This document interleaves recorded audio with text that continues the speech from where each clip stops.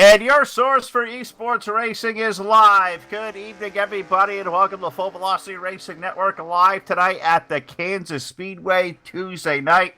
Time to go back in time within our 2003, the Hobo Racing Cup Series presented by Voiles Trucking. Comes to you live via Facebook Live, YouTube, and Twitch TV. Hello, everybody. Phil Lacasse here. Blake McCandless alongside Jack Chu and other controls here this evening once again on a Tuesday night. And Blake, we come down to the final race of the race of 12. When we get through Kansas tonight, we will be off to 8 drivers left running for a championship, a lot left to decide, and 94 laps on the mile and a half to figure it out, buddy. How the heck are you? Well, I'm doing great, Phil, and I'm excited to get back out tonight. Not very often you get to see the game original version of the Kansas Speedway. Going to lead to high tire temperatures, lower banking than what we're used to seeing. We'll talk about that in a moment. And you see a good time spread across the field. So we're going to see a wide range of where guys can run tonight. Yeah, absolutely right. We talk about this game, Candace. You can imagine this once upon a time. Probably the track I've won the most at my racing career. I'll let you chew on that. Phil won a race once upon a time. Been many a years I've turned a lap here, but once, I guess they say what was always once good may not be good forever. That was certainly my driving career. But hey, let's not talk about that. Let's talk about the great racing going to happen here at the Kansas Speedway. Before we get racing, let's take this thing trackside, pay honor to this great nation, the United States of America, with the playing of our national anthem.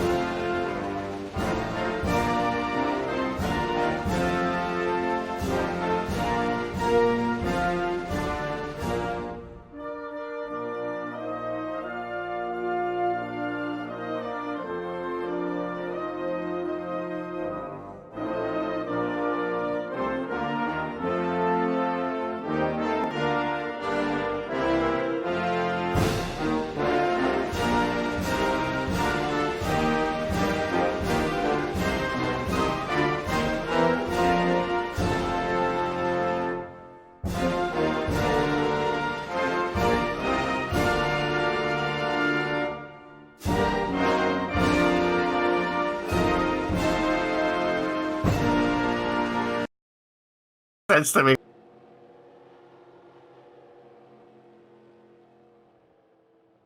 Oh, it's going to be a fun night tonight here at the Kansas Speedway. And great you have all joined us aboard here, the Hobo Racing League. And always, I see the YouTube chat is going to be the place to hang out all night long. We will definitely hang out over there as well as I pull it up over here for the first time this evening. And all the old broadcaster curse, Blake, you open up a stream window and you forget to hit the mute button on it, and you blow your eardrums out. I'm experiencing that right now.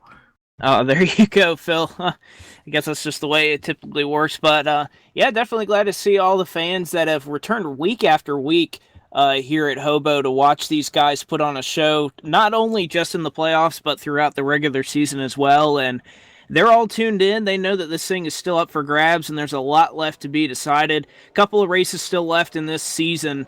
And, there's with this playoff format and the way things go now, who really knows what's going to happen? And everybody keeps coming back every week to see what's up here at Hobo. All right, well, we were about to throw this thing down to the track and take a look at our Voiles Trucking starting lineup, but for whatever reason, that's kind of got pulled back to the wayside here for a minute, so hopefully that doesn't screw up what we have going on as far as timing and scoring goes, as we're going to click it right back over to race mode. So I guess it's safe to say, I guess we had one driver fall out of the server. Sometime will happen.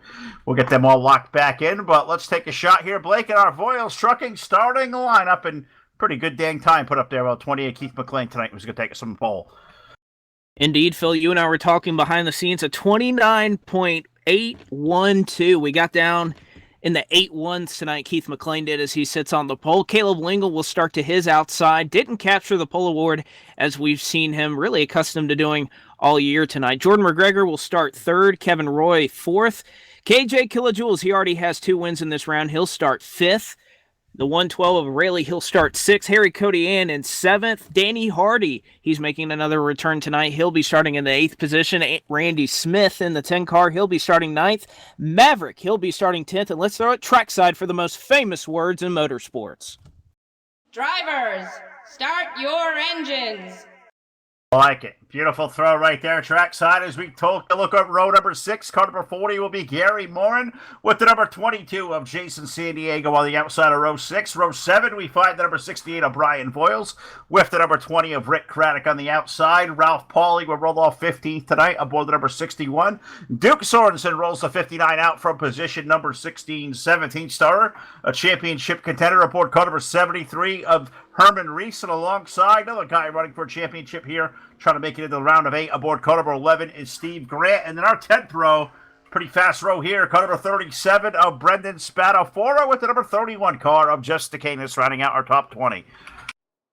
21st will be Wiley King, 22nd, Danny Rubino, 23rd, Steve Rubino, 24th will be the 9 of Fugate, 25th, Rich Napick, 26th, Manny D, 27th, Troy Donahue, 28th, not taking a time tonight is Ricky Johnson, 29th, Pushrod 17, 30th will be Bob Gibson, 31st will be Art Keller, as skipping across a couple of the names that are in the broadcast book, and then rounding out the rear of this field is going to be the 25 of Ron Simpson, and that's all she wrote. We're going to get ready to go here racing in just a moment. 32 cars on a Tuesday night is certainly impressive, and we love coming over here and taking a part of the action here at the Hobo Racing League. The Voiles Trucking Cup Series about to go under the iRacingIFlag.com green flag as it goes up in the air, and it's going to be Keith McLean with that very stellar time at 29.812. At a place like Candace Blake that is really typical for using up tires and tire heat getting pretty excessive, I can't imagine a 29.81 is going to be a time. We already got one around in the back of the field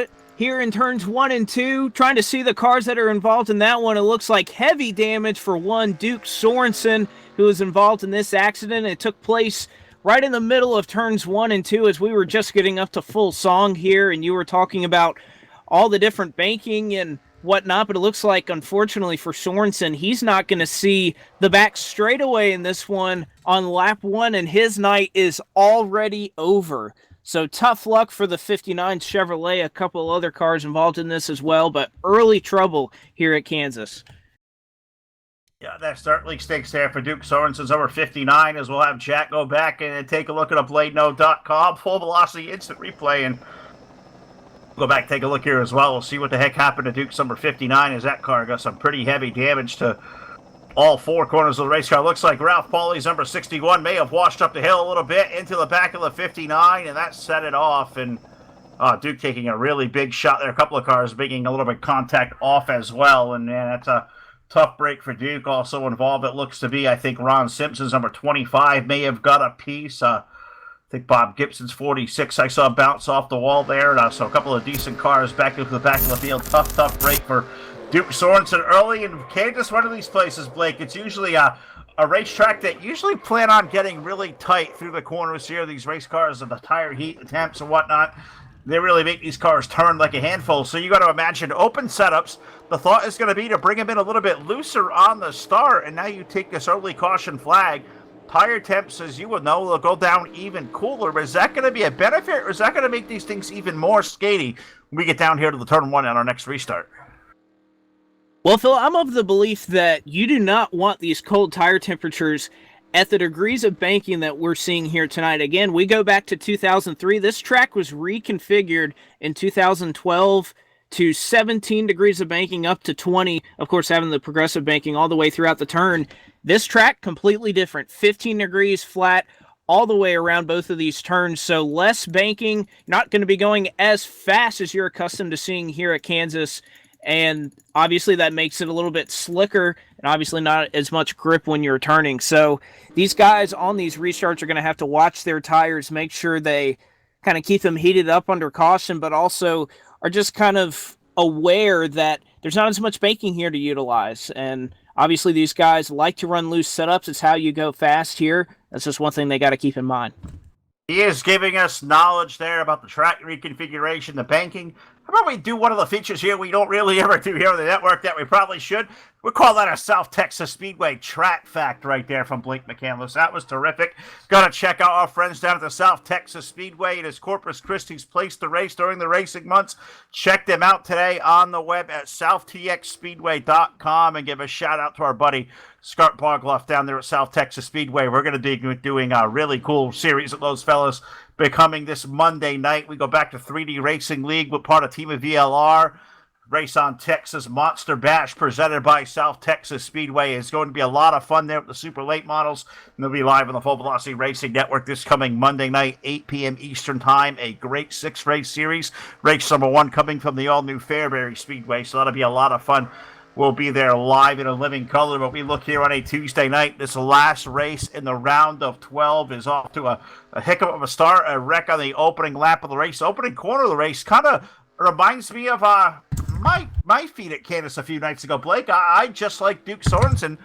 I didn't make the exit of turn number 2, and that's a short night for putting a lot of work into the race car and the handling, and I feel Duke's pain because I did just that at Kansas, just shy of almost being pushed to a win a week before by you, and fell short in that one too. So no luck here at Kansas for myself, or unfortunately for Duke, or for Pushrod, who looks like has joined him behind the wall. And Kansas could be a really tough place. Obviously, corner entry is going to be something that these guys will want to watch, but also probably the most treacherous place here at Kansas is on the exit of turn 4. You see a lot of guys get tight and kind of push up into the wall, regardless of the version of the track that you run. So obviously that's something we'll have to watch as well. But, there's a lot to be decided here still early on, and, a big opportunity for some of these guys to try and crawl back into the playoffs. The one thing that does help here, though, and you see it on your screen, single file restart. So hopefully these guys can get it sorted out when we take the green flag.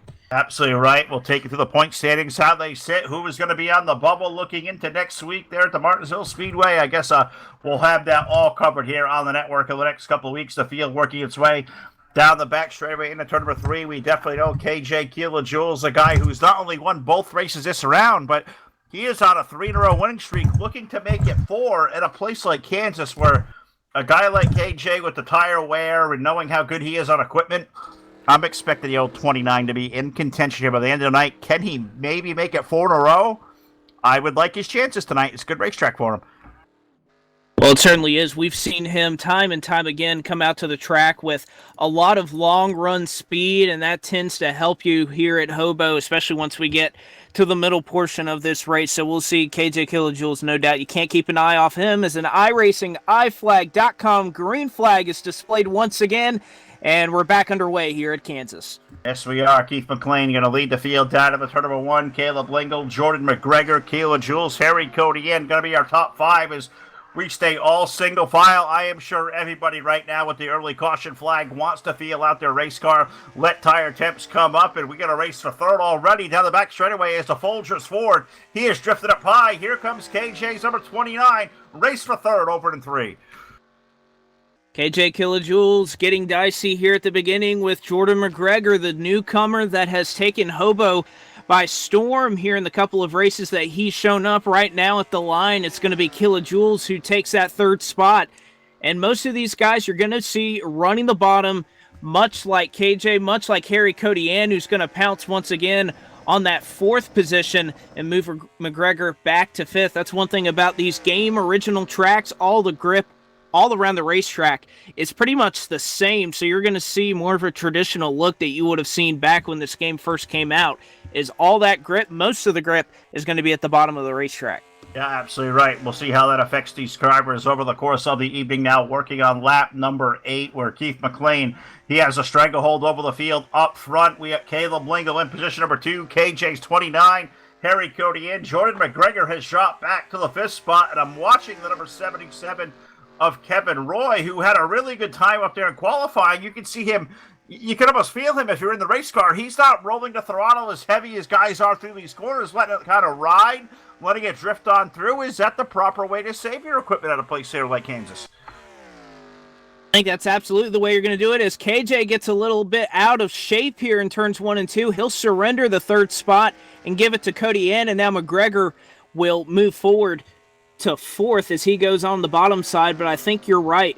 Obviously here at Kansas, draft doesn't play as much of a factor as it usually would, just because you're going down to about 155, 160 in these corners. A guy like Kevin Roy, he can hang on that front draft and just try to save his equipment a little bit because, again, game original tracks, the tire temperatures are probably 20 or 30 degrees warmer than you would typically see, so saving your tire is going to be a bigger factor than it is most nights here at Hobo. I agree. I've had right front tires go away on me at this racetrack, I think, more than anything else. It took me a long time to figure it out. And another guy who is, very much a veteran to the wars here at Kansas, as he is around this entire community. How about that legendary number 03 Goodwrench Chevrolet of Danny Hardy? Great to have Danny back with us tonight.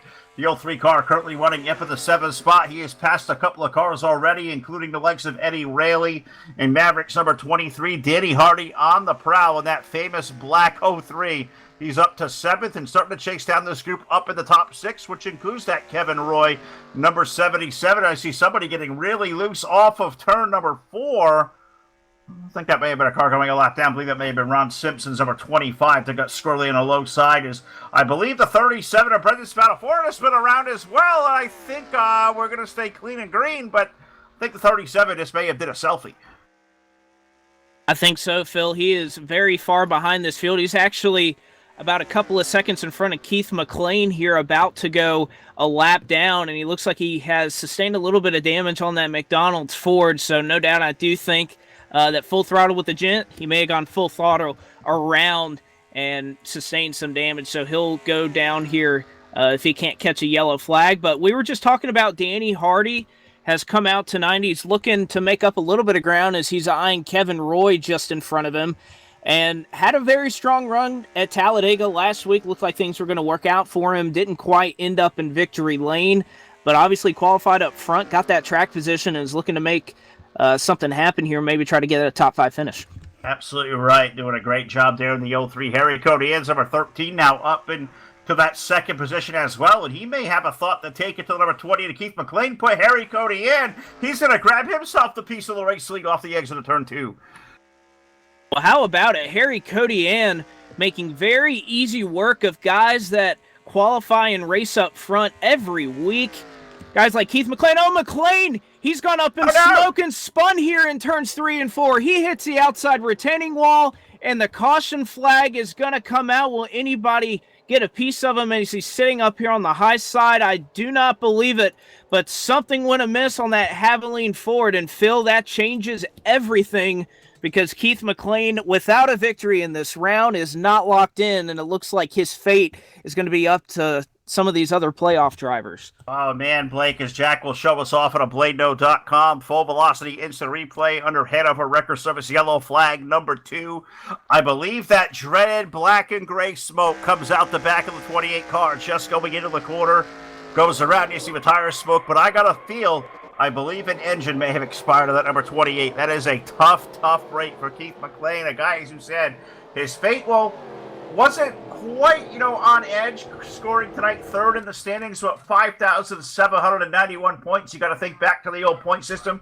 You got to think about, I got to have a 150-point buffer. You want to make it into the next round comfortably here tonight, and you got to look all the way back to about, 56.93 for the number 73 of Herman Reese, who currently sits 6th in the standings. So that may be a little bit trying there. Keith may not feel so comfortably, because if you look at guys that are on that bubble line, the likes of Steve Grant or Jason San Diego, Rich Napick, that group is Kevin Roy. Those guys looking to reach their way to that round of 8. If they have a good run, that could potentially put Keith McLean on the outside looking in. He is going to be scoreboard watching, I assume, all night long if it's even from the garage area. That is a tough break.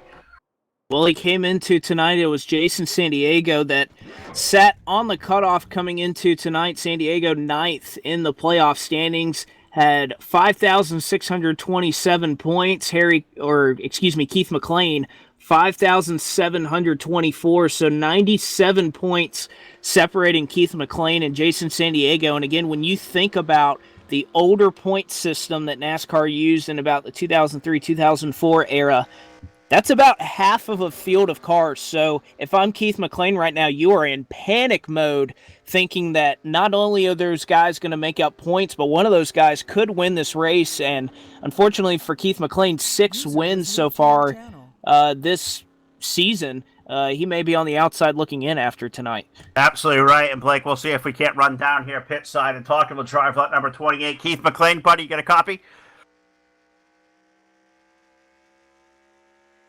It'll be a very dejected car. Keith McLean, Phil LaCassa, full velocity, buddy. Do you have a copy?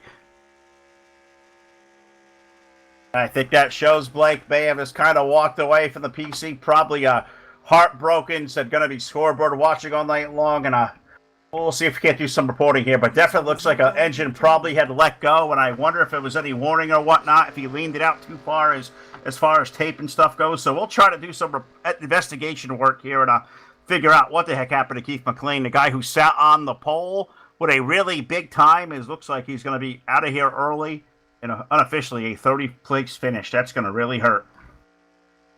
It certainly is going to hurt him in this battle for a championship, but you also have to think a couple of these guys that run up towards the front of this field, they collaborate on a lot of setups, and you have to think that this is the cup, or at least cup physics, that have been around since 2003. This version of the track has been around since 2003, so you have to wonder, many of these guys up front that do a little bit of work on these setups, try to get their cars figured out, are they panicking right now and thinking the same thing about Keith McLean? I know we mentioned this a couple of weeks ago when we've seen some engine failures, that guys that do have similar setups, well, they start to hit the panic button after they see one of their friends go up in flames like that, because it could be something that is setup related. So it's something else we'll have to focus on. Perhaps some of these other playoff drivers maybe taking some tape off once they hit pit road, because they don't want to run the risk of potentially blowing an engine. Absolutely right. You don't want to do that at all, and I am sure there's a couple of guys in the PPR2 camp that are probably a little bit concerned. Guys like, say, Danny Hardy and Ricky Johnson are out there. Guys like Caleb Lingo run with those guys as well. KJ, we know Jules, he's going to be out there with one of those sets as well, but I don't think he's going to panic too much. You wonder if Keith was laying that motor down a little bit too lean or whatever happened there. I know I've got communication with some of the teammates out there going to let me know as Keith walked away from the PC, kind of just a little bit dejected. So they'll let me know when he gets back, and we'll see if we can't talk to the driver of car number 28. Is really sucks to see somebody like that tore up early. But we can say, Blake, under the yellow flag, we saw all the leaders come in. And one name that noted that came in here on this one to go is car number 6 of Rich Knappick, a guy who is right around that cut line in the round of 8, comes in or stays out, get that 5 points of leading a lap. Well, they call that a lady lap, but when you need every point you can get, lady luck be on your side, you take that 5-point bonus any way you can get it.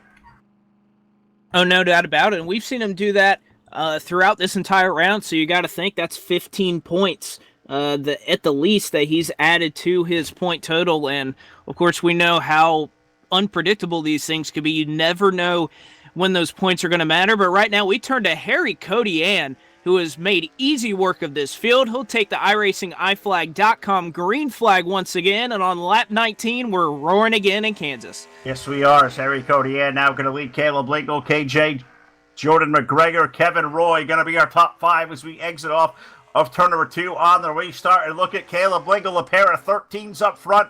What a good race down the back straightaway. Lingle going to have the inside lane advantage. They're going to go. Is he going to pull up to the left rear? Maybe not, as I thought we were going to have a race side-by-side for the lead. Look at that power maneuver by Harry Codian, number 13. That Chevrolet digging up high. He'll hold on to the race lead headed toward turn 1.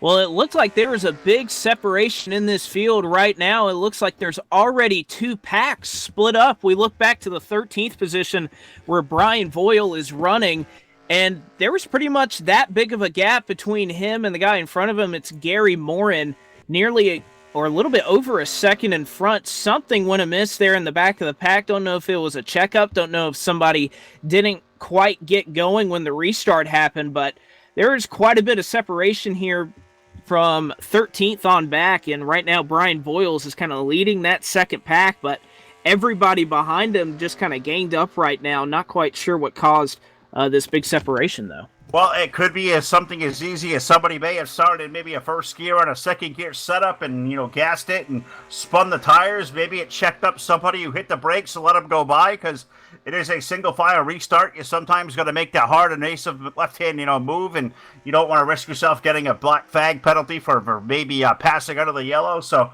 could have been a factor of many multiple things right there. But either way, as you said, Brian Voiles back there in 13th is leading that second pack. But we're going to slow it back down for the third time tonight on lap number 22 because we have that yellow hanky back over the speedway. Yellow, yellow, yellow for the third time, presented by our friends over at Hannibal Wrecker Service. And we'll take a look back here with Jack with the BladeNote.com Full Velocity Instant Replay, which I believe we got Ron Simpson's number 25. That he's had a tough night out of the gate here for Ron. And that's tough to see because that was a guy that was in that round of 16 running for a championship. And it looks like Ron wanted to get some TV time because I believe he took out the Full Velocity selfie stick and said, hey.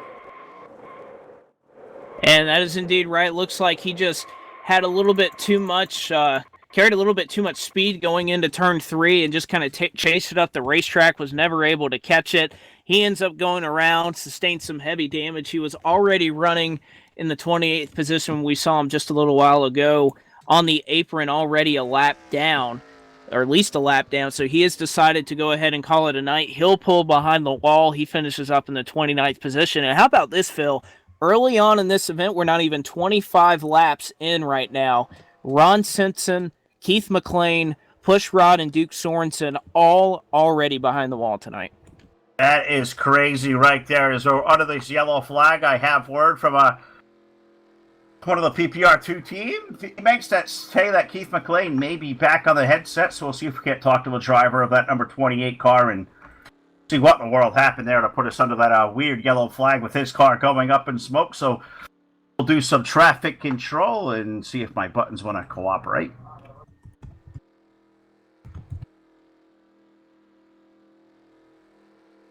Well, while you try to catch up with Keith, I'll go ahead and mention that I was able to look back at the restart where everybody kind of got separated out, and the culprit was actually Brian Voiles. He spun the tires, hit the outside wall, didn't sustain any damage, but that's something we'll have to look forward to, as I believe, Phil, I think you've caught up with Keith.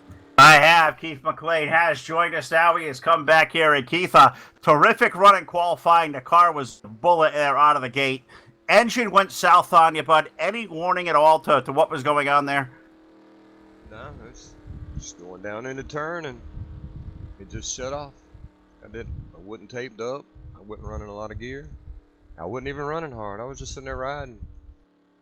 And that absolutely stinks. And right away, I said it. I wonder if there was something there. I know you put that big time in qualifying up. Did we put a little too much tape on? Did we trick the gear out too far? You said you were on the conservative side. I guess it's one of those old NR 2003 random picks of a blow-up, man. I hate it for you. You come in tonight third in the standings into that round of 8, and now it probably leaves you scoreboard watching these guys around you that are sitting right in that cut line. All of a sudden, your fate is out of your hands. That's going to be the most sickening feeling as a race car driver. Yeah, it's pretty bad. I was pretty psyched for the race tonight. I had a really good car, and now I just got to sit and wait and see what happens.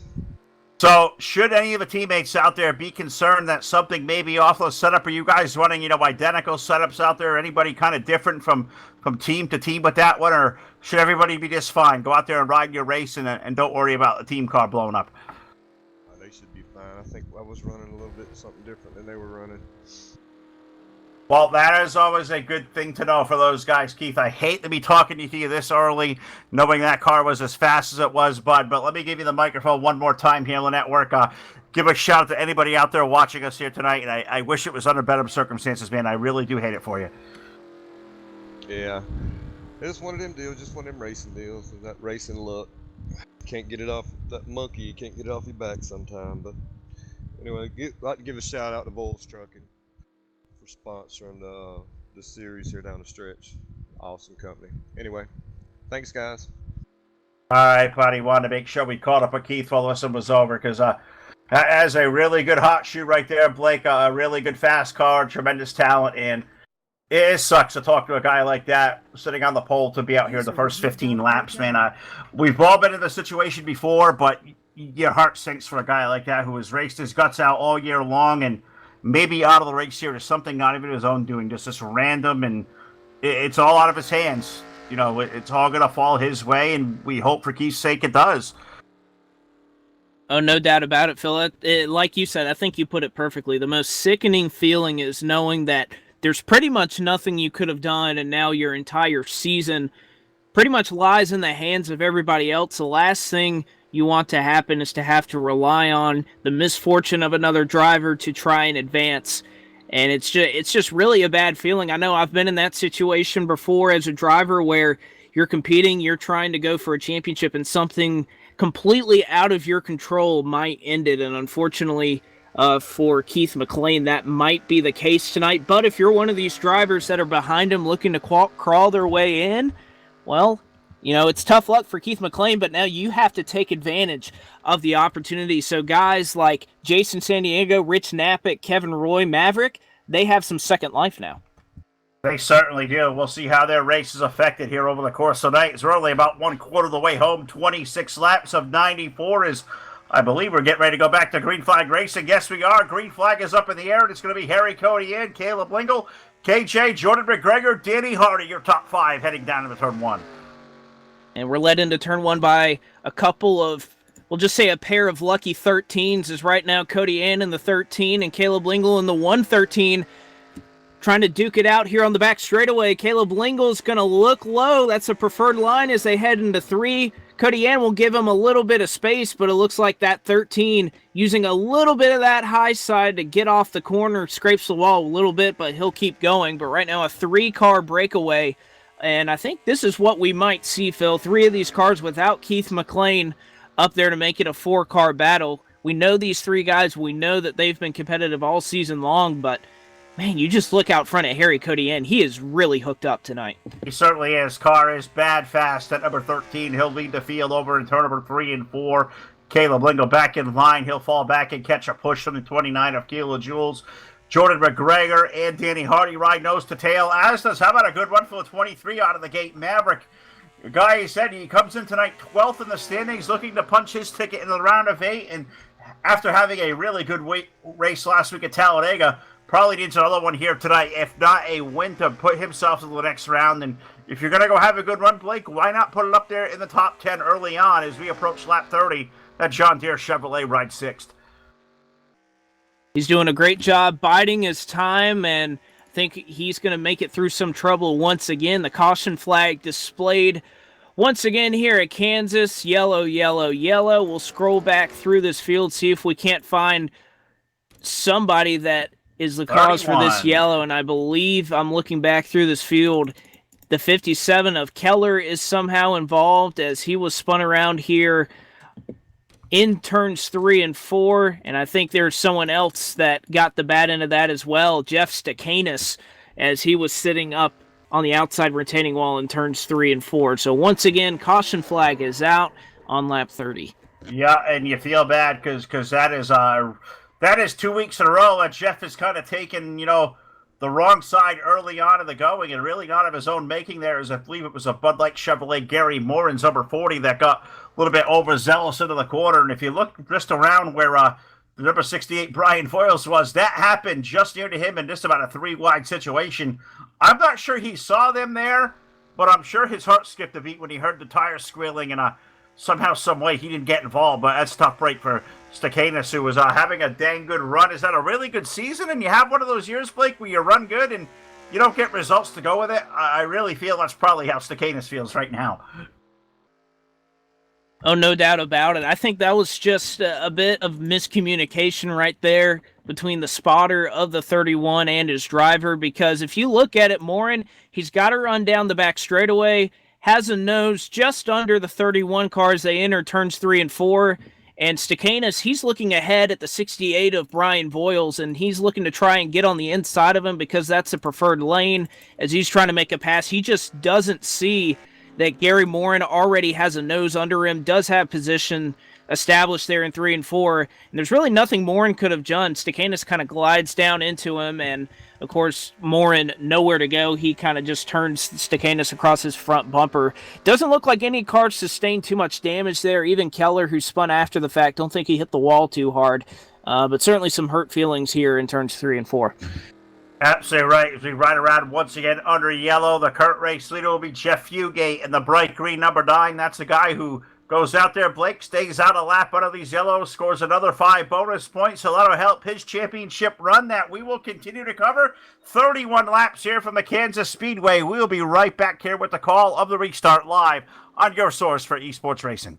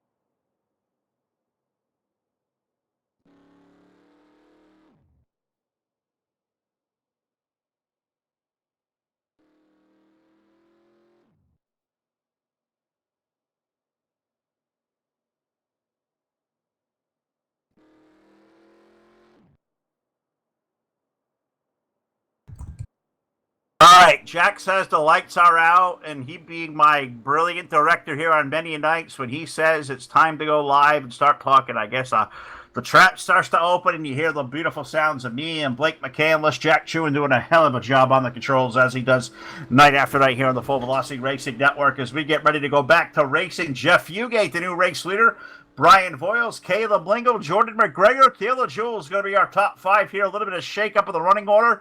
You wonder if it was a stay out there. I believe the 9 and the 68 both stayed out. Maybe a little bit of tire work there. We'll have to wait and see. The pace car is in, and let's unfurl this thing back, Blake, and let's go back racing on lap 34. Indeed, let's do it. Late restart here on the front straightaway as the iRacing iFlag.com green flag displayed once again here at the Kansas Speedway. Just over a third of the way through this one, and Jeff Fugate, how about a great restart as Voiles going to get a little bit loose here in 1 and 2. That's going to check up the field just a bit, allow Fugate to continue making some hay here on the back straightaway.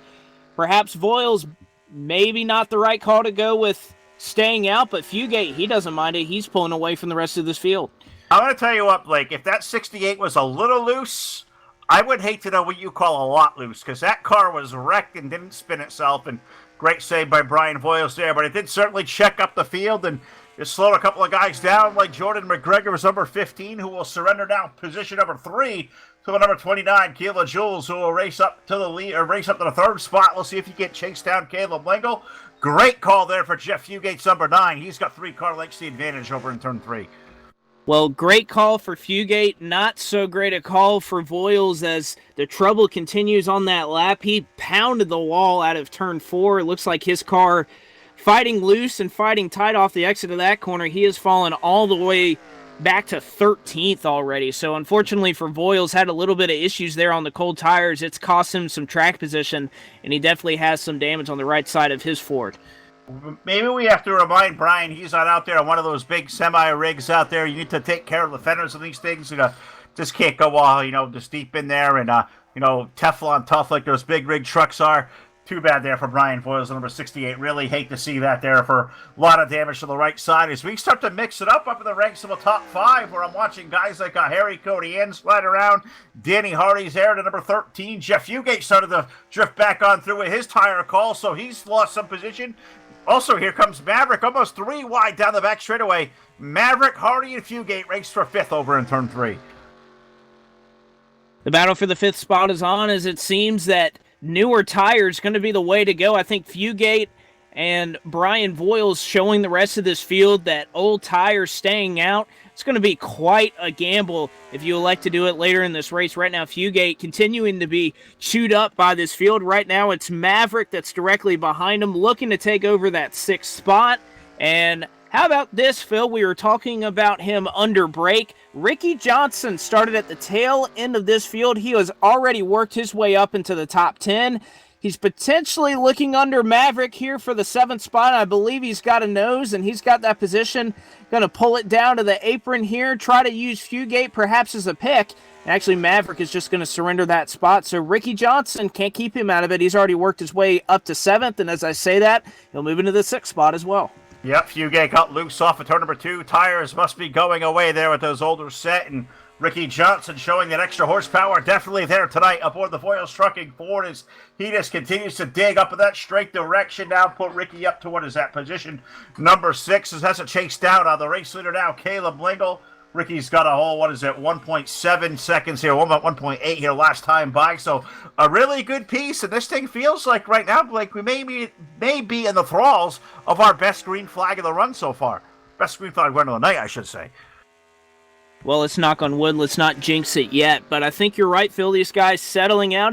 As typically happens here at Hobo, these guys kind of figure out how they're supposed to run around other people, how their setups react in a full pack, in race trim, over a long run. And once these guys get settled out, this is how these races usually shake out. So I think we've reached that point where hopefully we may see some green flag stops on the horizon at some point in this race. Of course, not even halfway, still a long ways yet to go, but it looks like the field's starting to settle out just a little bit.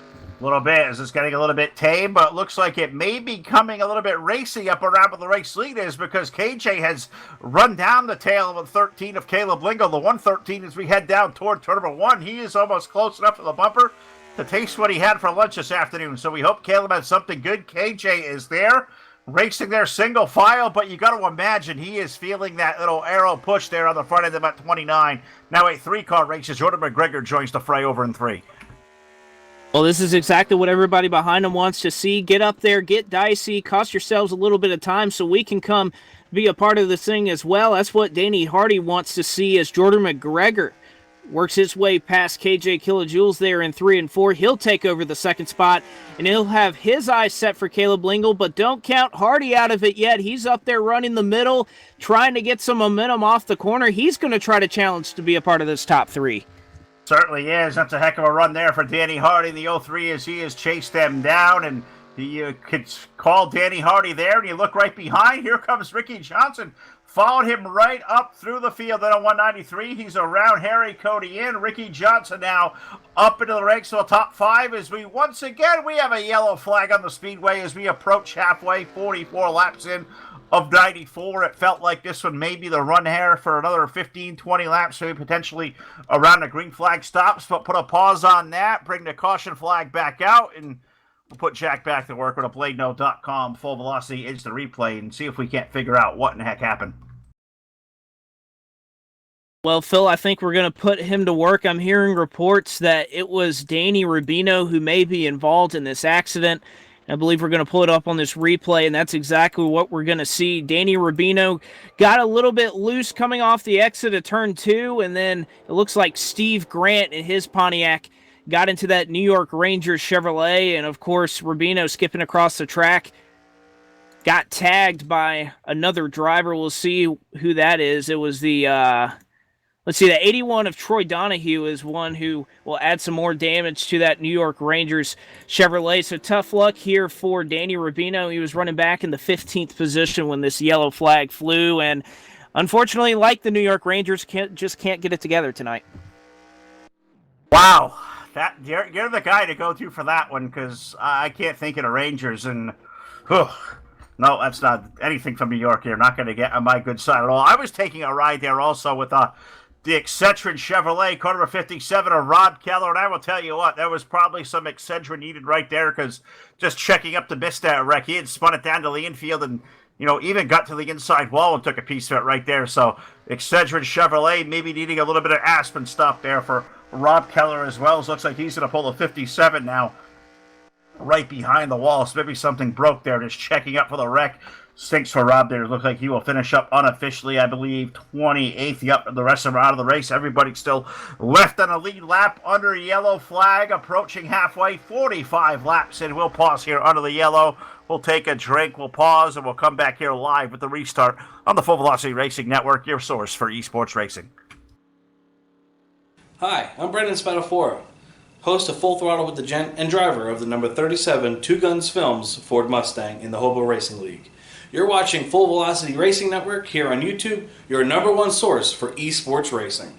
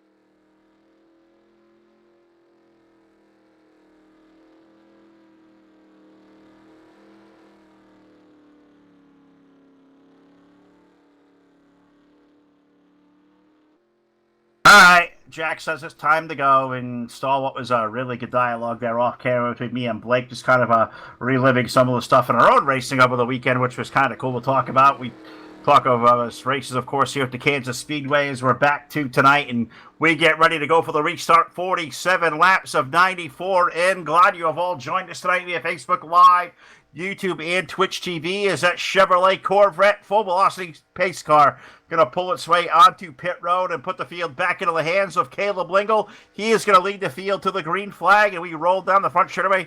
God, it feels like it roll forever here through this little D-shaped green flag goes back in the air, and Caleb going to lead this hungry group single file down to turn one.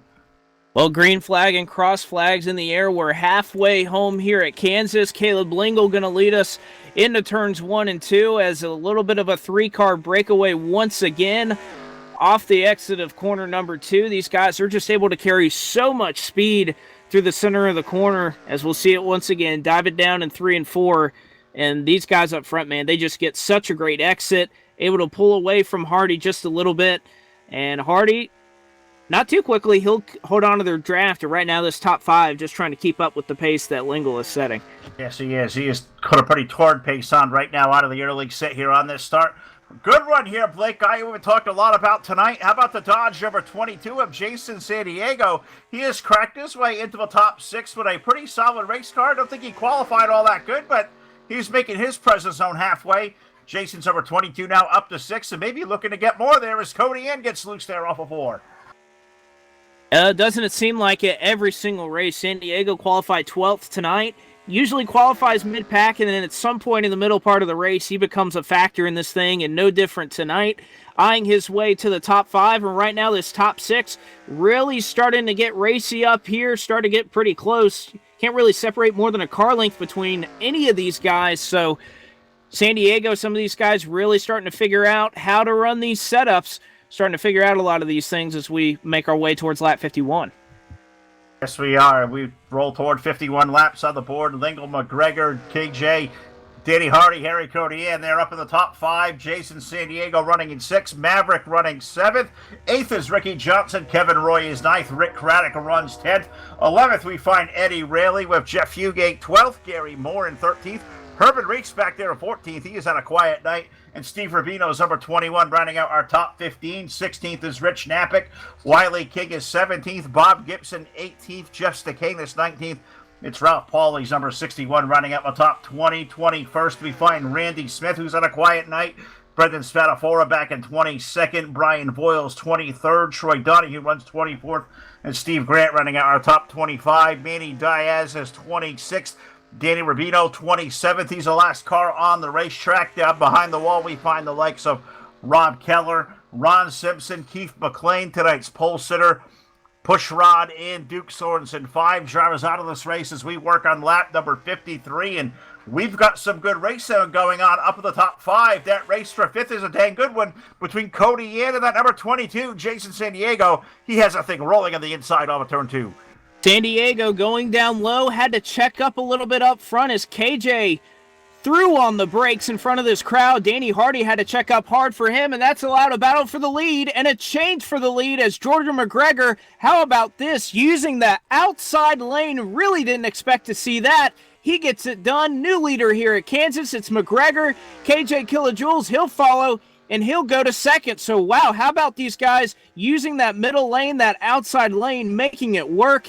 They'll move up into the top 2, and San Diego will finally complete that pass. He'll move into the 5th spot. Absolutely right. And I tell you what, it's that checkup up front that really got that draft working on the 15 up high, able to keep that foot in the gas and had all that momentum. I almost felt like watching that we were kind of on dirt right there as Jordan carried that momentum on the outside, put the number 15 now up to the race leaders. We have a yellow back on the racetrack. Yellow, yellow, yellow. I believe number 7 tonight on the lap number 55. So as it was getting dicey up front in the top 5, we'll slow it back down and put Jack back to work as we have done all night long here with a BladeNo.com full velocity instant replay. And it's anybody's guess here to me what may have happened. I think, Blake, I found the number 20 of Rick Craddock stuck up against the wall and have to wait and see what the heck and how that happened. It looked like he was just up high and just kind of, I'm not sure if something broke in the front end, but he just went right up the hill and got stuck on that wall in the 3rd turn. It really makes you wonder if he had some type of issue, maybe a wheel became disconnected or something, because he hit the wall and just never got off of it, never got up to speed. That wasn't race-ending damage right there. Don't really know why he stopped there. I'm assuming it was some type of issue that kind of plagued him right there, but unfortunately it brings out a yellow flag when, man, we were starting to see some great action up front. Rick Craddock, I think, Blake, may have had a little bit of issue and abduction by the aliens. I think they may have I think they took the driver and forgot to take the car for a brief second because that 20 car went rolling off to the corner and it came to a dead stop in turn number 4, which usually says to me there's somebody maybe driving the ship, but the driver wasn't home. Rick Craddock, unfortunately, looks like he lost connection, and I believe that's the reasoning why we're under yellow here for, I believe, the number 7th time.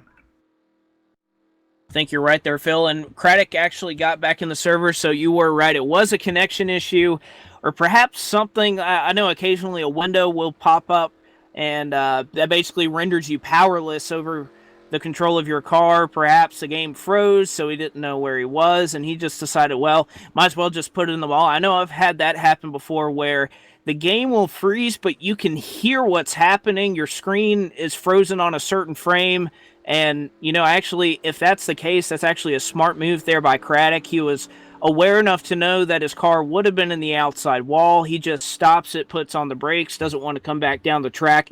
He'll take the damage that comes along with that, but fortunately he's able to connect back to the server already back in right now. He'll face a penalty, probably be a lap down or two after disconnecting, but he's still able to run in this race. So actually a smart move there from Rick Craddock facing that technical issue.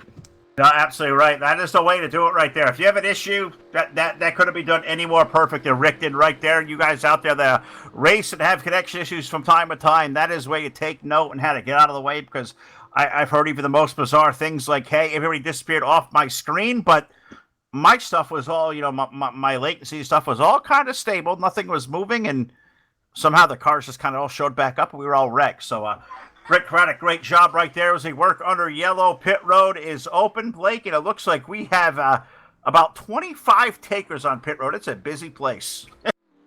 Well, I'll tell you, I love this from Maverick. He saw that no tires worked earlier, but you know what? We haven't seen somebody try to, and Maverick, what a call right here, is well into a position where he needs to win this race to have a chance at advancing to the round of 8. He's going to take the gamble, take the track position, 2 tires on that John Deere Chevrolet. Everybody else takes 4. And how about when this thing cycles through, Maverick is going to be in the lead. I got to tell you what, Phil, great call. I love the strategy call. He has to win to move on, but if there's one guy that probably doesn't want to see that, along with a couple of guys that may be right along that bubble, it's got to be Keith McLean. You got to imagine, so terrific call from the John Deere team right there to put the 23 car up to the race lead. And also, Blake, that gives him 5 points scored here at the line for leading a lap. So, Maverick, a guy had a really good run at Talladega, now gets 5 points, has been up in the top 10 all night. If you're going to race for your life, you got to have a good run like he's doing. Probably, most purposes going to need a win, but we've seen stupider things happen over the years. So you got to put yourself at least in position at 23 team, 2 tires. Love the call. Why not do it now? There's been a whole lot of start and stop here, and I think about it, 59 laps in, 94 on the board. It's about 35 laps here left, and I believe that's right around the edge of a full fuel run here at Kansas if we stay green. The way we have had yellow, potentially, if this thing starts and stops enough, could we potentially have seen a couple of guys in the pits for the very last time, or are we going to see you're going to have to get tires if we slow it down again? Well, I'll tell you what, Phil, during this race, I pulled on a pit road just because you have to be in the server, you have to have a car, and decided to go on pit road just to see what the fuel count was, or at least what the projected was when it was full. It showed 33 laps. So you got to imagine that pretty much everybody out here is going to be pushing in that clutch pedal. Caleb Lingle is doing it. I believe Danny Hardy is as well. Probably going to see a couple guys running on the bottom trying to save all the fuel they can, because some of these guys that are behind in the playoff hunt, they really have nothing to lose. Make sure you save that fuel, and if there are a couple guys up front that aren't able to do it, well, that's a big benefit. That's worth taking the risk. So we're going to be right on that fuel cutoff, being a lap or 2 short. It's going to be somebody that can manage that to see if we do get a green flag run to here to the end, if they're able to make it the entire way. I will say this, though, and sorry to cut you off, Phil. I will say this, though. Probably one of the better tracks to try and save fuel because of the lessened banking. You're not running as fast here. It'll be easier to clutch and not lose as much speed. Kind of like a Richmond or so. Just not as much banking. It's a little bit easier to clutch. I love the point right there, Blake, and that's why we love having your expertise up here week after week to give us stuff right there like that. And I'm going to ask the group over here watching on Facebook Live, especially here on YouTube, can we get the run to the end that Blake is maybe calling here about saving that fuel and clutching? I would love to see a run from here to the finish, but the question, are we going to get one? What do you all think? We're all going to root for it. I don't know, 35 laps remaining, 60 laps of 94 on the board. Believe we're getting ready to go back green flag racing this time as the field is in turns number 3 and 4. Looks like that pace car about to take that left-hand turn onto pit road, and then it is going to turn the field over to that John Deere Chevrolet, car number 23 of Maverick. He will lead the field over Jordan McGregor, Keelan Jules, Caleb Lingle, Danny Hardy, our top 5 as that green flag returns to the air. Green flag is back in the air, and how about Maverick, the aggressive two-tire strategy call? We'll see how it works for him here in turns 1 and 2. It looks like he's going to be able to pull away just a little bit, lose some momentum, though. Jordan McGregor gets a great exit off of 2. He'll poke the nose down to the inside as they enter turn number 3. Maverick up high, out of the gas. Move McGregor to the top spot as he gets a little squirrely. Now KJ Kilojoules wants a piece of it. 3 wide, and Mavericks, he scrapes the outside wall. Kilojoules is going to have it at the line. Move Caleb Lingle into the mix. Man, this is pretty dicey right here as Maverick got stuck up high. You got Caleb Lingle there, the new race leader out of turn number 2. Is going to be the 29 of KJ. Jordan McGregor really loose through 1 and 2. He almost gets it down to that flat surface, keeps his foot on the gas pedal, somehow saves the car and holds on to that second spot. I've never known anybody, Blake, to lose it in the middle of a turn, even hit the flat on the apron, and keep that momentum up to even stay in that second spot. That's dang good driving by Jordan McGregor right there. That car was a handful. Yes, it is, and we saw Caleb Lingle, an aggressive move down the middle of the back straightaway. He went to block Maverick, who had a little bit of a run there on the back stretch. It checked up Danny Hardy as well, who's now stuck in 5th. And I got to tell you what, Phil, I was expecting to hear a little bit of Simon and Garfunkel here as they cross the booth here on the front straightaway. The sound of silence as everybody's pushing in the clutch, but I can tell you what, nobody up here is saving right now. Nobody's saving, and I'm going to tell you right now as you bring that one up, nobody's going to be singing either, because I don't think anybody wants to hear Blake and myself do Simon and Garfunkel. I know Blake can do it, but I don't know. I'm not sure I'm up to a second Grammy here tonight. So we won't sing up here in the booth, but we don't ever want to hear the silence out of the race cars under the green. But unfortunately, Blake, that long run we were hoping to get to the finish, well, it's not going to happen because the yellow flag is now returned to the racetrack on lap number 64. We slow him back down. We saw Maverick take that run on 2 tires. Now he is dropped back to 4th. Now there's probably nothing to lose on his head to even come down on pit road and maybe take 4. Maybe not. I don't know. Either way, we're under yellow, and I think it's caught one of our contenders here. I believe Harry Codian was involved. It was Codian, I believe, got a pit road speeding penalty. Really no other reason that he would have been back here in the 23rd position. Made a very aggressive move, drove it hard into turns 1 and 2, almost looked like a slide job. He gets a little bit out of shape. Voiles has nowhere to go as Codian was chasing the tail end of that race car. He gets put into the outside retaining wall in turns 1 and 2, and very unfortunate for Codian because he was such a factor all night, was running up front, has a really good race car. Now he sustains a lot of damage and unfortunately puts an end to that long green flag run that we were hoping to see, and probably helps a lot of these guys out because I did not think that a lot of these guys up front can make it on fuel with how aggressive they were driving, but this is going to be able to hold everybody up to the end. All right, well, looks like everybody maybe coming down to pit road, maybe to put that thing full of fuel, maybe some 4 fresh Goodyear Eagles on it. We'll recap what happens on pit stop, so we'll take a pause here on the Full Velocity Racing Network, your source for esports racing. Enjoy the sound of silence during the break.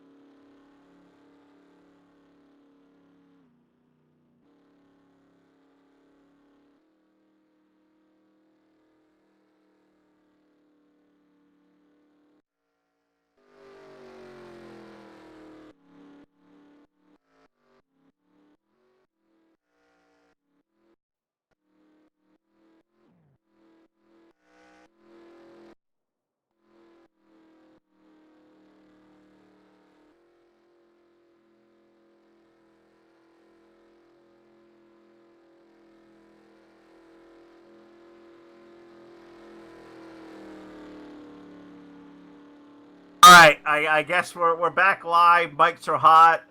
Jack loves to do this to me here. We just take the one to go at the line, and we get a whole pace lap here in a mile and a half. And I think he just enjoys hearing me talk here night after night after night. And I wonder why I probably spent a lot of my evenings getting kicked about 6,000 times, because probably by Saturday he's sick of hearing my voice. So I love you, Jack. Thanks for doing what you do, and thanks for all you do, for what you guys do, for tuning in here to the Full Velocity Racing Network. Hope you're having a good time.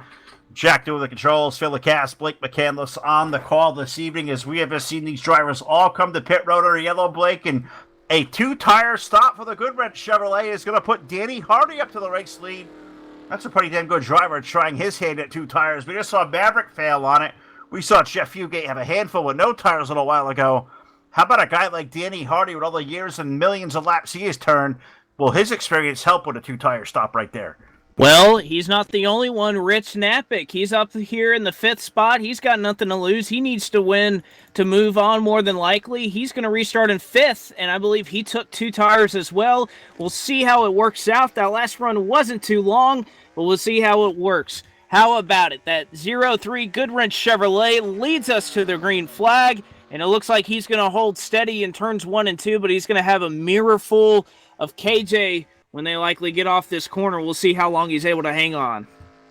Yes, we will, as we shoot down the back straightaway into turn number 3. Danny Hardy going to lead us down there. KJ riding in that 2nd spot, and so far, all going to ride in their single file as Jordan McGregor gets a little loose. Caleb Lingo gets a little bit back end happy. He's mixing single file off of turn number 4. Rich Napick, the Harley-Davidson Chevrolet, on those two tires. He's holding strong. He's going to hold on to P5 and maybe even take a peek to the inside of, say, Caleb Lingle up ahead. Rich Napick, that 6 car, using all the strategy he can. Will it prevail? Well, he's running 5th, and so far so good down the backstretch. He certainly is, losing that time just a bit, and man, he is going hard. Big entry into turn 3. He's going to lose a little bit of momentum on exit.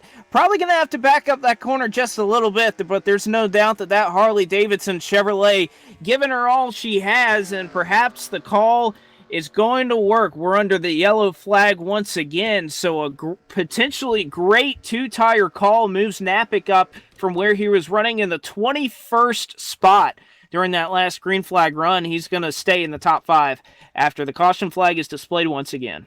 Yeah, it absolutely is, Blake, and it looks like an issue in turns number 3 and 4. May have put us under the yellow flag, and I believe it may have been the number 68 of Brian Voiles, and I think he may have had an engine let go over that 3rd turn that scooted him up against the wall, put a lot of moisture down to the racetrack, and race control had no other choice to put the yellow flag out there, make sure this racing surface is clean. So, unfortunately, Brian Voiles, a guy who has kind of been, on TV tonight for a lot of the wrong reasons here up in the outside wall, and now looks like a motor letting go. The Voiles trucking forward. Looks like that night going to be done in that car. Yeah, tough night for Voiles. Pulled an aggressive strategy early, but wasn't able to hang on. Just been struggling with the handling of that race car. Sustained a little bit of damage. Don't know if that contributed to the engine failure or not, but unfortunate for him. We'll have to find out the root cause of that failure because, well, you think about it, Phil, he has his teammate here who adorns the same paint. He's running up in the 7th position, worked his way up through the field. Got to find out what it is, and now we have some split decisions here on pit road. A couple of guys stay out. McGregor, Lingle, Maverick, and Ricky Johnson. I believe Jason San Diego will round out the top 5, but a couple of cars decide to come to pit road as well. So how about a shakeup here?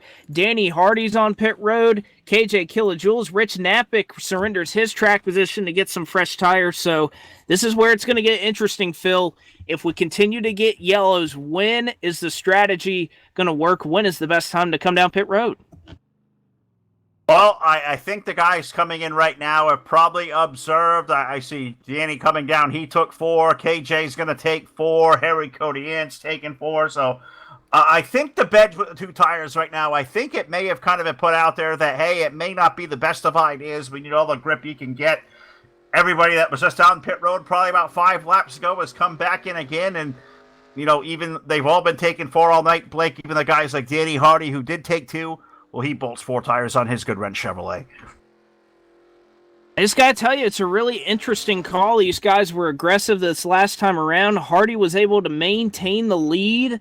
Rich and Appick was able to hold on to fifth. I'm just surprised. I guess they thought they couldn't go up and win, so you might as well kind of differentiate yourself from the leaders, try something different, and hope that maybe 3 or 4 laps from now, if we have a yellow, you're able to stay out while everybody else pits. So it just depends here. This is kind of what these races turn into when you get these late yellows. It kind of just turns into a game of cat and mouse.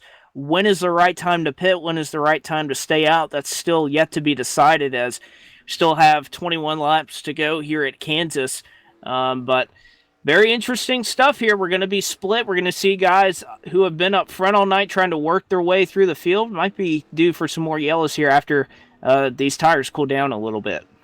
It certainly could be the case, and I'm looking up here, up and down the pit lane, Blake, and I think we saw that group just come in. I'm going to believe that we probably had about, maybe 16, 17 cars may have potentially stayed out there on that time. So that is really going to shake the running order up quite a bit. You're going to put some newcomers up in the top 10, guys like Eddie Rayleigh, we've been talking a lot about tonight, Jeff Fugate, Kevin Roy, Brendan Spadafora now up in the top 10, Gary Moore, number 40, he rounds out position number 10. You got guys like Wiley King, he's been sniffing out there outside about 15th all night, he runs 11th.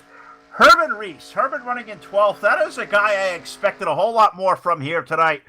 On a racetrack like this, we need not only that balance of speed, but handle and really be good on your stuff. I thought Herman Reese would be a guy that we would think that would be up there mixing it up for at least a top 5 finish all night long.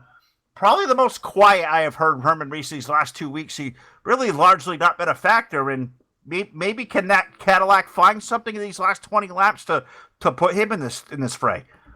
Well, I'm like you, Phil. I've been shocked at the performance of Herman Reese recently. Came in to tonight a series leading 19 top 5s out of 35 races. He's won 4 times, has the best average finish, I believe, other than actually KJ. So second in average finishing position. I think it's just an approach he's taken to this round.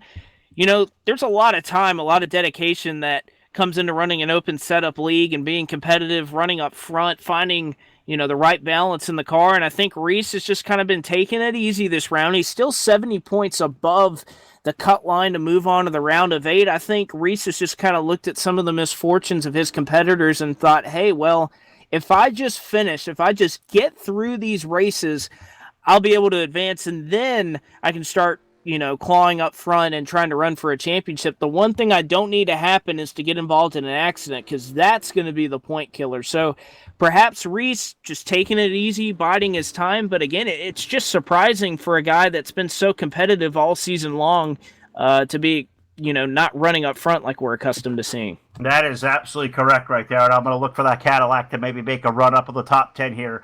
As we get ready to go back for the restart, the pace car has found its way onto pit road, and it puts the lead back into the hands of Jordan McGregor, the number 15, Caleb Lingo, Maverick, Ricky Johnson, Jason San Diego going to be our top 5 as a green flag returns to the air, and we'll see what this chapter of the last half of this race, last quarter of this race may come. Lap 76 on the board. A single file restart, and Jordan McGregor, he leads the group off turn 2. But I'll tell you what, Caleb Lingo's going to get a big run here down the back straightaway. Is he going to peek to the inside? Wow, I cannot believe he didn't take that run. He just gave McGregor a little bump into 3 and 4. Man, he had a run. I'm telling you what, he got a great exit off of 2 and decided not to use it. Perhaps he's just trying to play conservative, doesn't want a yellow to come out, and just wants a good finish. But, man, that's a run as a racer you don't get too often. I'm just surprised he didn't take it. But Maverick, if he gets one, he needs to get up there and win. He's going to try to get it, as well as Rick Johnson, who's right behind him. He sure is. And Maverick, as much as you think he wants to play offense right now, he's got a field to run for the 193 behind. And Ricky puts the Voiles trucking forward down to the low side, racing along Maverick now for racing up to the top 3 off of turn number 4. As we're going to slow it back down, a yellow back on the racetrack. That has been a big story here tonight in Kansas. We have been plagued by that yellow hanky. You would almost think a tornado has been thrown out there this evening. And we look back here and put Jack back to work with a BladeNo.com full velocity instant replay. I believe the engine in the number 710 car, Manny Diaz, I believe, did his best Cheech and Chong over there in the third turn. up in smoke. And it's black smoke, and I almost feel like it's Pope picking time. Man, I tell you what, Phil, this has not been great showing from these race teams, the engine departments on these teams, because we have seen several guys who I guess have just been pushing the limit, pushing their tape to the edge, because that is the third engine failure that we've seen, not as a result of an accident, but just riding in line and blowing up. So just really surprised, but that's what comes with the pressure here running late in the season. These guys trying to find every advantage they can, and for some of these guys, they're just pushing it too far, and they're putting a real strain on these engines here tonight. And man, this is going to shake up the strategy here for the end of this race. Certainly will, as we'll get these cars under the yellow flag. They'll catch up to the pace car. We will absolutely keep our eyes peeled to pit road. If anything breaks, we will certainly cut in. But under the yellow flag on lap number 79, we will step away. We'll take a break here under the yellow. Jordan McGregor leads here in Kansas.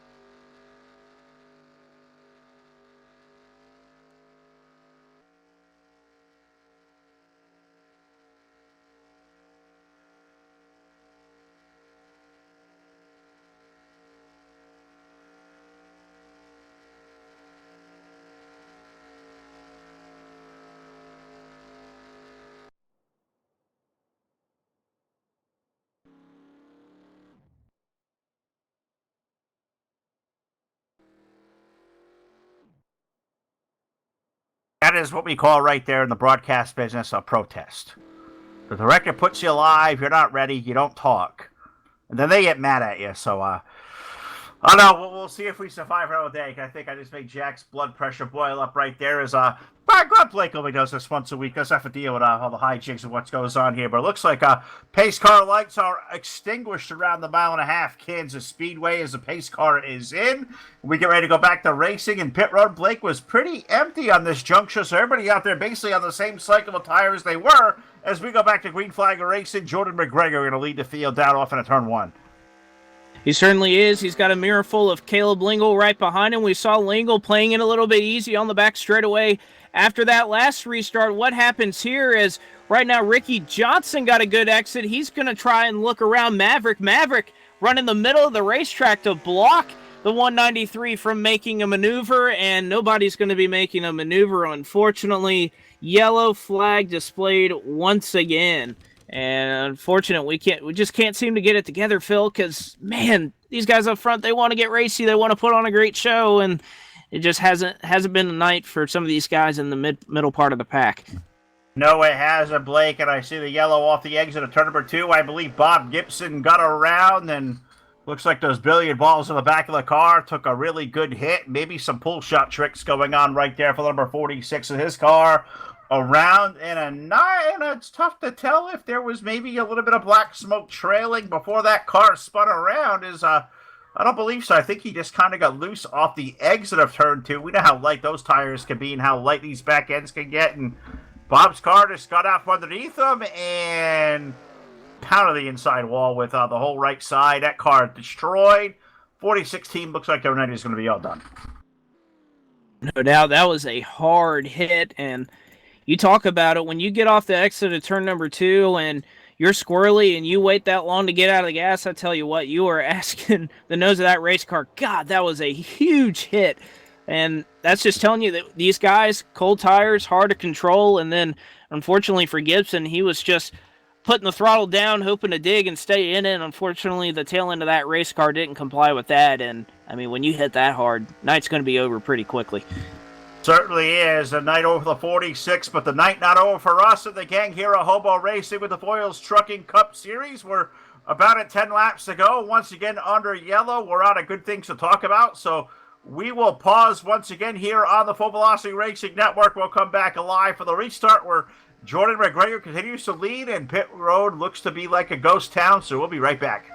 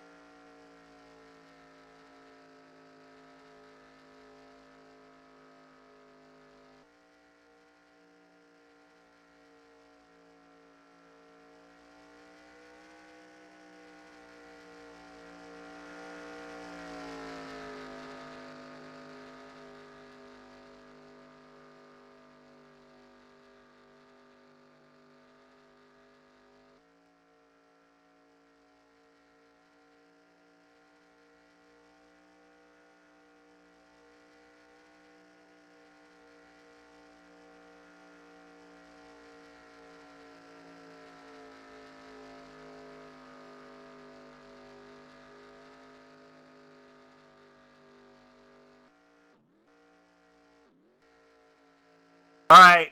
I told Jack no 3 times. I guess the 4th time he says they're in 3. It's time to go. So let's see if we can't finish this one. We're going to root for a green flag run to the end because I think we're all kind of waiting for it. It's been definitely a long night here on the Full Velocity Racing Network, a long night for the gang at Hobo, and a long one for all of you out there that support us night after night via Facebook Live and YouTube and Twitch TV. We appreciate you staying up here at this late hour. As we come off turn number 4, we're going to put the field back under the green flag. Can Jordan McGregor hold on, or maybe one of these guys in the chase like Caleb Lingo, or guys like Maverick who badly need to win and will restart third? Green flag is up in the air. Green flag in the air, and it looks like a good restart for our top 3. McGregor, Lingle, and Maverick all running single file as they dive it down into turns 1 and 2. Jason San Diego, though, he's trying to make something happen on the high side. He gets a little squirrely, and he's going to go around into the infield grass, and I believe he's going to meet the same fate as Bob Gibson. Is the yellow flag going to be displayed? It is not. We're still green, and San Diego may have taken himself out of this thing, but battle for the lead up front. Sure is. Here comes Caleb Lingo, going to take a look to the inside of Jordan McGregor down in turn number 1 and 2 as we start to move things around. You got Maverick in there. Ricky Johnson's number 93 is a player as well, but a good 3-car race for the lead. Jordan McGregor going to hold on. Caleb Lingo right there to the 113. He'll pester him for second. And now Ricky Johnson, he's been creeping up closer to the front all night. He rides third and maybe take a peek to the second spot. He'll look low on a 4. Well, no doubt, Johnson gets a hard charger war. Perhaps some contact there in 3 and 4 as Johnson had to check up a little bit, but he wants more than the hard charger. He wants to win. Going to be a little bit tougher now as Maverick will move to the inside as they head into 1 and 2. Has the preferred line. Johnson going to pinch him down there. Does he have the position? No. Maverick's going to clear him, and the caution flag waves once again, but these guys are racing back to the stripe for what could be for the win. Could be, as we're going to put 90 laps up on the board. I think we'll get another restart from here, but it's going to be close as we sprint off turn number 4. Looks like Jordan McGregor will win the race back to the line. Caleb Lingo going to hold off Maverick there for the second spot. Maverick almost mowed the lawn there down the front straightaway. He'll grab third. Ricky Johnson, Kevin Roy going to be our top 5 as a yellow flag on the racetrack. And I hear some angry chatter over the radio, and I believe a 22 of Jason San Diego after that spin through the grass. It may have just got worse for him. Well, it looks like no, it wasn't him. He was definitely hurt, no doubt about it. But do not think that it was him that brought out the caution flag. Again, he spun out, but we remain under green flag conditions. Uh-oh. That'll happen occasionally here at Kansas. If you're on the apron in the grass and you spin out, if you don't come back up on the track, sometimes the flagman will be a little bit stubborn, but I believe it was actually our guy full throttle with the gent, Brandon Spadafora. He got the raw end of this, and it looks like going into 1, a 3-wide situation, and unfortunately Wiley King comes up a little bit. Spadafora moves down a little bit, one of them racing deals, and Spadafora into the outside wall will bring out the caution flag. Yeah, I don't think they do flame-broiled burgers at McDonald's, but I think we got one right there. The back end is all tore up. I know the driver there is definitely fired up as well. Tough break to the 37. Brendan the Gent goes around, and I think it may have taken a shot in the McRib right there. Remember the McRib, Blake? That thing was pretty tasty. Oh yeah, I'm pretty sure it's back right now too. Just saw a commercial for it the other day, so there's one right down the street. I may have to go grab me a little midnight snack after this one's over.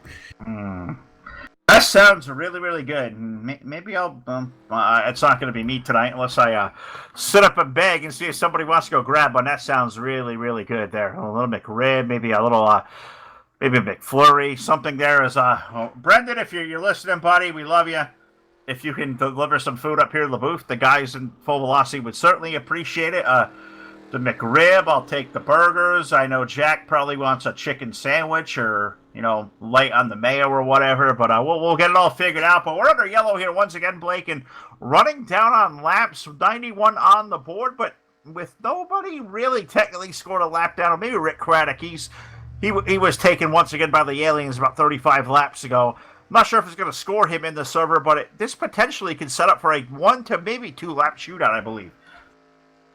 Well, we'll just have to see this next time by if the lights go out the next time by, we'll have another one-lap shootout. We had one last week, and we'll see if we can't try to get one again, try to finish this race under green flag conditions. One guy that doesn't want to see that, obviously, Jordan McGregor.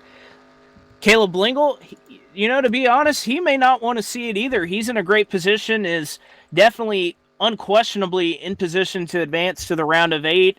If we get a restart here, you put that in jeopardy. Yeah, he gets the chance to go after the win, but you have to think in the back of his mind, he has a guy right behind him in Maverick who, all intents and purposes, needs to win to move on. He may be willing to do anything, make an aggressive move there on Lingle. So if I were Lingle here, may just consider moving over for Maverick and just riding into the round of 8 and kind of let Maverick go up there and shake it up with McGregor if anything were to happen. Well, I think we're going to see something shake here the next couple of laps. Maverick came in tonight at the very edge of this round of 12, currently sitting 12th and with 55-60 score. So he probably needs a win, and I'm thinking he's going to score probably a 175. He finishes right there. So let's see. Do a little math here. I look up to Keith McLean, fourth in the standings, 57-24. So that's about 150 points, I believe, is spread there, give or take a couple. So trying to do some quick math of McLean going to finish up 30th. We're going to work on this one, Blake. I'm going to come back here with a little bit of an update. I don't think McLean's going to sweat too much. I think it's going to be a Hail Mary from Maverick to have a chance. I really believe he's going to need a win, and I think some of the guys around that cut line are going to be in pretty precarious spots as well. Well, a lot left to be decided as the lights have gone out on the pace car, and we're going to be set for the second straight week with a one-lap shootout to decide it all. Jordan McGregor, Caleb Lingle. You can't forget about Maverick, who needs the win more than likely to move on. How about Ricky Johnson, started at the tail end of this field? He's a factor. He has a fast race car. And then a guy we haven't talked about a lot tonight, Kevin Roy. You never know what can happen one lap to the end. And even Fugate, back in 6. These leaders could wipe each other out. He needs a win to move on. So much to be decided here, and it's all going to come in one lap here at Kansas as the lights go out once again, and it's going to be for all the marbles on a one-lap white checkered, if that's what you can call it. And Phil, let's get ramped up, ready to go. I am ready for it, like I was when the Wicked Witch had the house dropped on her here in Kansas. I was very much a fan of that. Can happen all day. Is off turn number 4. Let's put that green flag back in the air. One lap shootout. White flag goes up in the air with it. Jordan McGregor looks like he may have spun the tires. Caleb Lingle with a shot. Here comes Maverick. He's going to look for running room down in turn 1. Lingle threw an aggressive block there on Maverick as McGregor able to collect it here on the exit of 1 and 2. Lingle, though, he gets a little bit of a run. What can he do with the draft as Johnson is spinning behind him? Fugate's involved, but they're going to race back to the stripe. Caleb Lingle looking for yet another win here, but McGregor throws it in front of him, and it's not going to be enough. Off of turn 4, Jordan McGregor is going to win here at Kansas. McGregor going to pick up the win by 0.131 seconds over Caleb Lingle. Third will go to Maverick. KJ will finish up 4th. Gary Morin sneaks into the top 5 there with that light race wreck. 6th will go to Eddie Rayleigh. Herman Reese, didn't talk about him all night, Blake. He'll finish up 7th. 8th will go to Kevin Roy. Harry Cody in grabs a 9th place, and Danny Hardy going to run out the top 10. Steve Grant, 11th. Rich Knappich, 12th. Steve Rubino, 13th. Wiley King, 14th. And Ralph Pauly running out our top 15 with Jason San Diego, Randy Smith, Danny Rubino, Troy Donahue, and Jeff Fugate was up at the top 10. Well, Jeff Fugate, unfortunately, going to finish up 20th. Well, that's unfortunate for Fugate, looking for all the points he could muster. Pretty sure it was a long shot for him to win, but definitely needed some points. And unfortunately, it looks like Johnson just got out of shape there out of 2, came back down the racetrack, and Fugate had nowhere to go as he was involved in that accident. But 21st going to go to Jeff Stakanis. 22nd will be Ricky Johnson. 23rd, Brendan Spadafora. And then a whole host of cars that did not see the checker flag in this thing. 24th will be Bob Gibson. 25th, Manny Diaz. 26th, Brian Voiles. 27th, Rick Craddock. 28th, will be the 57 of Keller. And then actually, Phil, I need you to round out the rest of this because I fell out of the server. And a couple of guys, when I came back in, weren't in. So I need you to finish off this order. I sure can. I was on. Rob Keller finished up 28th, 29th to Ron Simpson, 30th for Keith McLean. 31st will be Bob Becker. He'll push Rod 17, and Duke Sorensen running out our 32-car field here at the Hobo Racing League Voiles Trucking Cup Series in Kansas. For tonight's big winner is Jordan McGregor. We will talk to him and the rest of our top three on the Blado.com post-race show that is coming up next.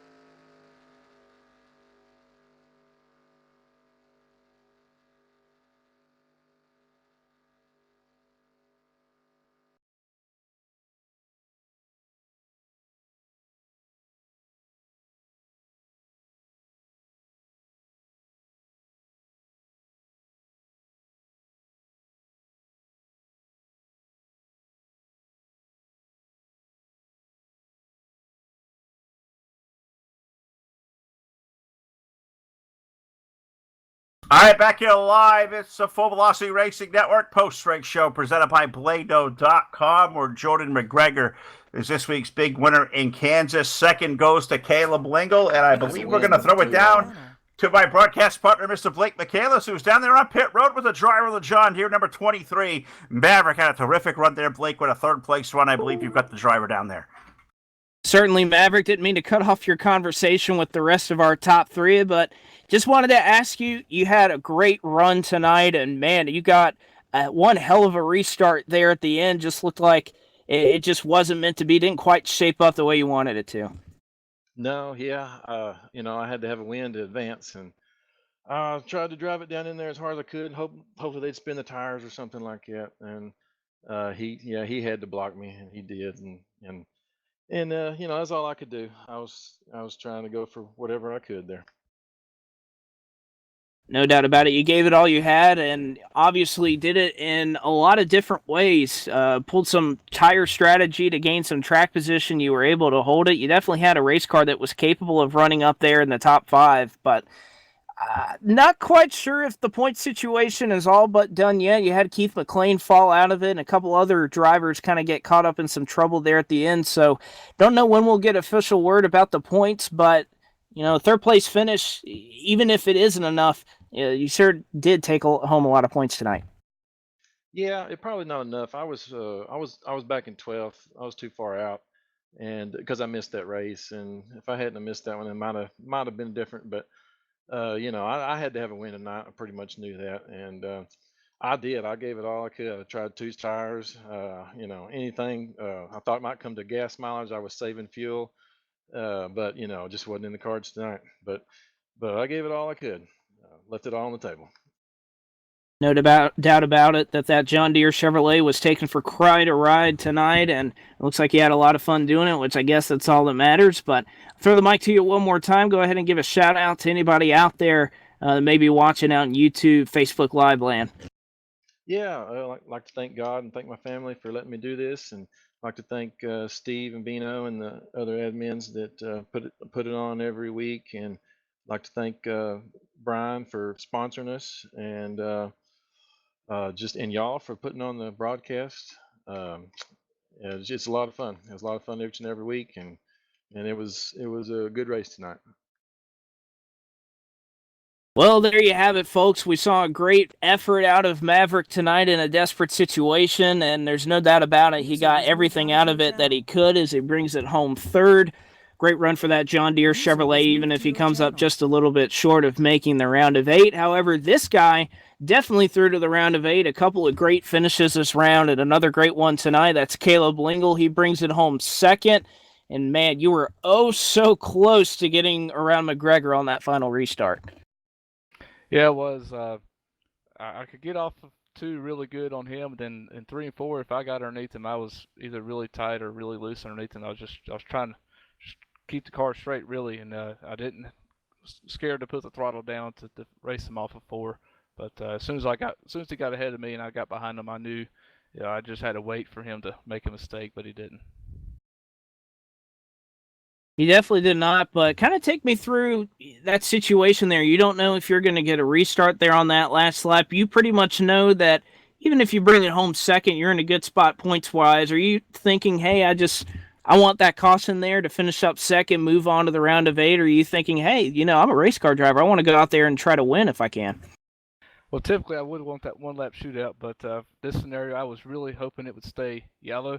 Uh, uh, KJ was back there. I could have gained a few points on him. He did a good job making his way back up to fourth that last run, but my car had a hard time getting grip, either tight or loose, and I really didn't know what it was going to do. So I was going to be happy with the second place finish, and it was going to be a good points night for us. I was just trying not to mess anything up. I was hoping it would stay yellow, but it went green, and but we still finished where we were, and it all worked out. Well, at least certainly did, and I'm sure we'll be seeing more of you up here in the next couple of races. But before we do that, I'll just throw you the mic once again in case you've forgotten anybody over the last several weeks. Here's your chance to give them a shout out. Thank you, Blake. I want to say hello to my family, everybody watching, friends watching. Big thank you to my teammates that have helped me out. Been working with Jordan past few weeks. We've helped each other out a little bit. It's been good working with him and all my other teammates. Just want to thank Hobo and you guys for running this. No doubt about it. We'll catch up with you, I'm sure, very soon. As is custom here, always running in the top 3 and qualifying, running up front. Caleb Lingle definitely going to be, if not a favorite to win this championship. We'll talk to him more over the next couple of weeks, I'm sure. But tonight, it's Jordan McGregor, the newcomer, who we've been discussing with in the last few weeks that we know he can come here and win, and he's proved it once again. Tonight he comes and steals one at Kansas from these playoff drivers. He absolutely does, Blake, as we greet Jordan McGregor down here in Victory Lane. Jordan, I believe this is win number 2 in 5 starts of the Hobo Racing Cup Series, man.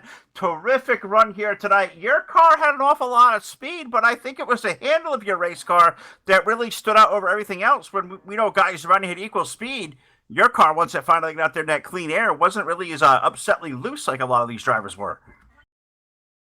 Yeah, it was tough because I had a long run car, did not have a short run car. So every time we'd have a short run, I was getting 8 up.